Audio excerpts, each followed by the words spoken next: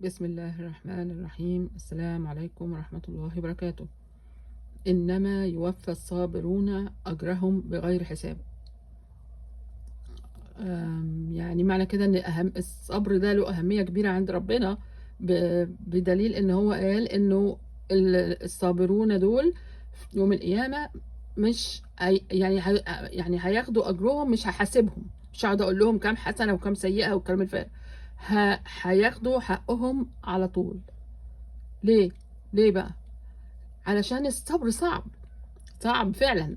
يعني تبقى انت مظلوم او يعني عندك مشكلة مش في ايدك حلها، ومضطر ان انت تصبر، لان ربنا قال لك كده: اصبر لغاية لما هيجي لك الفرج، والفرج مش هيجي غير من عند ربنا. فانت بتصبر، بتدعي بس بتصبر. وطبعا في امثلة كتير في القرآن فعلى ناس صبروا، او انبياء وحاجات زي كده.